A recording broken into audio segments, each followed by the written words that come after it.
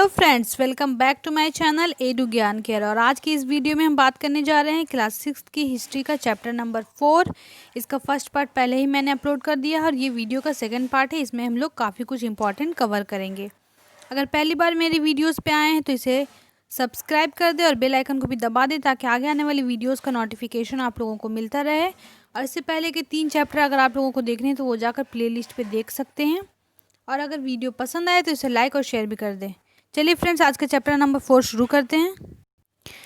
तो मेगालिथ्स किसे कहते हैं? सबसे पहले मेगालिथ क्या होते हैं? ये बहुत बड़े बड़े स्टोन्स होते हैं जिसको किसके लिए यूज़ किया जाता है?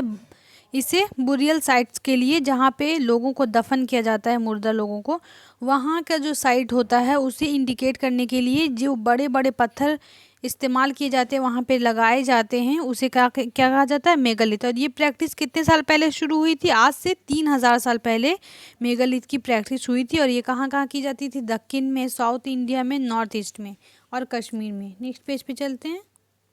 कुछ जो मेगालिथ्स थे वो सरफेस पर दिखाई देते थे, लेकिन ज़्यादातर जो थे वो अंडरग्राउंड उस वक्त हुआ करते थे।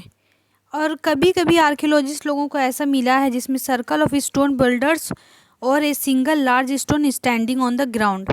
बहुत बड़ा या तो पत्थर रख देते थे जिससे पता चलता था कि यहाँ पे बुरियल साइट्स है, और ये इंडिकेशन होता था कि यहाँ पे है बुरियल साइट्स। ठीक है, तो फिर उसके बाद this type of megalith is known as cist. जो बिल्कुल अलग शेप के, राउंड शेप के होते थे उसे क्या कहा जाता था? सिस्ट कहा जाता था। जो ये सर्कुलर जो सिस्ट होते थे तो इसमें इंट्रेंस के लिए, बॉडी को अंदर डालने के लिए एक पॉट होल्स होता था। देखिए यहाँ पे आप लोगों को दिखाया गया है कि किस तरह से उस वक्त के मेगालिथ्स होते थे। किसी को चारों तरफ से बिल्कुल घेर दिया जाता था पत्थरों से, किसी के ऊपर एक बड़ा सा पत्थर रख दिया जाता था जिससे इंडिकेट हो सके। ठीक है, तो देखिए अब मेगालिथ जब बनाते थे लोग तो उसके साथ क्या क्या चीज़ें रख देते थे। तो जितने भी आर्कियोलॉजिस्ट लोगों को मिले हैं वो ब्लैक एंड रेड वेयर मिले हैं।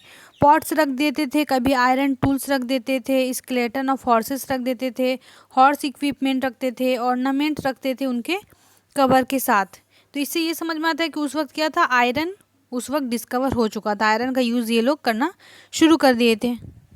तो जो भी आयरन के मेगालिथ बेरियल से मिले हैं वो क्या क्या थे? यहाँ पे आप लोगों को दिखाया गया एक्स, ए डिगर, हॉर्स इक्विपमेंट, ये सब कुछ पाया गया है। ठीक है, तो नेक्स्ट पेज में देखिए यहाँ पे उस वक्त ना सोशल डिफरेंस भी हुआ करता था। ये हम लोग कैसे समझते हैं? क्योंकि बहुत सारे आर्कियोलॉजिस्ट लोगों को बहुत सारी अलग अलग बरियल्स में, अलग अलग कब्रों में उन लोगों के डिफरेंट सामान मिले, किसी में कम सामान, किसी में ज़्यादा सामान। तो इससे समझ में आता है कि उस वक्त अलग अलग लोग, पुअर, चीफ, इस तरह से सोसाइटी डिवाइड था, रिच लोगों में, पुअर लोगों में। क्योंकि बहुत यहाँ पे बताया गया है कि वो एक स्केलेटन पाया गया जिसमें 33 गोल्ड बीड्स पाए गए हैं, 2 स्टोन बीड्स पाए गए हैं, 4 कॉपर बैंगल्स पाए गए हैं। तो इस तरह से समझ में आता है कि कोई जो अमीर लोग हुआ करते थे उनके स्केलेटन में उसके बॉडी के साथ बहुत सारी चीज़ें दी जाती थी, और कोई जो गरीब लोग रहते थे वो कम सामान उनके कब्रों से मिले हैं। ठीक है, अब देखिए यहाँ पे फैमिली मेगालिथ्स क्या होते हैं। देखिए जब भी किसी एक ही फैमिली के बहुत सारे लोग, जब भी उनकी डेथ होती है, तब जब उनको एक ही पॉट होल में, एक ही मेगालिथ में उनको डाल दिया जाता है, ताकि जब भी उनकी डेथ हुई उसे उसी जगह जाकर डाल दिया जाता था। तो उसके लिए कुछ साइन पॉट्स लगा देते थे ताकि समझ में आए कि ये इस फैमिली का साइन पॉट है। अब देखिए हम लोग एक यहाँ पे इनाम गांव के बारे में बात करेंगे। ठीक है, देखिए इनाम गांव जो है वो एक ऐसा साइट है जो घोड़ रिवर के ऊपर है, और ये किसकी ट्रिब्यूटरी है? भीमा रिवर की। तो ये जगह ऑक्युपाइड थी कब से कब तक? 3600 साल से 2700 साल पहले तक ये जगह ऑक्युपाइड थी। और यहाँ पे जो भी बेरियल्स मिले हैं वहाँ पे क्या है, वहाँ पे स्ट्रेट वे में लेटा दिया जाता था। ठीक है, एडल्ट्स को, और उसका जो सर था वो नॉर्थ की तरफ होता था। तो ये उस वक्त की कुछ मान्यताएं होती होंगी। और उसके बाद उनके कब्रों के साथ फूड और वाटर भी मिले हैं, जिससे पता चलता है कि उस वक्त कि ये इस टाइप का उस वक्त सिस्टम कुछ हुआ करता होगा। ठीक है, उसके बाद है, देखिए अब यहाँ पे है what skeletal studies tell us. तो जो इन सब चीज़ों की स्केलेटन की स्टडी करते हैं वो उससे हम लोगों को क्या पता चलता है। तो जब बहुत सारी अगर उनके कब्रों के साथ अगर ज्वेलरी मिलते थे तो लोग समझ जाते थे कि ये मतलब स्केलेटल स्टडीज़ में ये समझ में आता था कि इस तरह से समझते थे कि वो हो सकता है वुमेन का होगा, आज जिसमें ज्वेलरी नहीं है तो मेन का होगा। लेकिन कई बार कन्फ्यूज़न भी हो जाता था क्योंकि मेन भी ज्वेलरी पहना करते थे। तो इसलिए उनकी बोन स्ट्रक्चर को देखकर, पेल्विक एरिया को देखकर पता लगाते थे। ठीक है, फिर उसके बाद है this distinctions are based on the modern skeletal studies के मुताबिक ऐसा होता था। आज से 2000 साल पहले एक फेमस फिजिशियन थे जिनका नाम था चराका।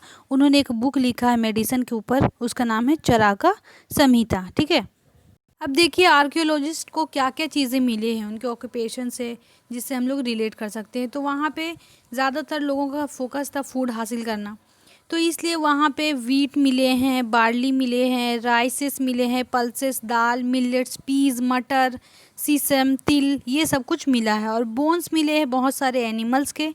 इनाम गांव में बोन्स मिले हैं जिसमें से उसके हड्डियों पे कट मार्क मिले, जिससे ये पता चलता है उन लोग खाने में गोश्त का भी इस्तेमाल किया करते थे। और कौन कौन से जानवरों के, cattle, buffalo, goat, sheep, dog, horse, ass, pig, sambar, spot deer, blackbuck, antelope, hare and mongoose. ठीक है, ये सब कुछ वहाँ पे मिला है, इसका एविडेंस। वो लोग फूड भी कलेक्ट करते थे जैसे कि बेर, आंवला, जामुन, डेट्स और बहुत सारी बेरीज। ठीक है, चलिए नेक्स्ट पेज।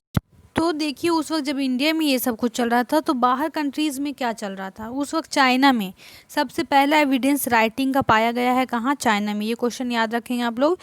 तो उस वक्त में क्या करते थे, राइटिंग का एविडेंस तो चाइना में पाया गया है और एनिमल के बोन्स पे लिखा जाता था, एनिमल के हड्डियों पे लिखा जाता था और इसे क्या कहा जाता था, ओरेकल बोन्स कहा जाता था। क्योंकि इससे फ्यूचर का पता लगाते थे। उस वक्त के जो किंग थे वो अपने स्क्राइब्स को कुछ लिखने देते थे क्वेश्चंस बोन्स के ऊपर, जैसे कि हम लोग वार जीतेंगे या नहीं, हम लोगों की फसल कैसी होगी, हम लोगों के यहाँ बेटा होगा या नहीं, ये सब कुछ क्वेश्चन लिखते थे स्क्राइब्स उसके ऊपर। उसके बाद उसे उस बोन को आग में डाल दिया जाता था और आग में डालने की वजह से जब उस पर कुछ क्रैक पड़ते थे तो उस क्रैक की मदद से जो फॉर्चून मतलब फ्यूचर बताने वाले जो होते हैं वो बताते थे कि आगे क्या होने वाला है।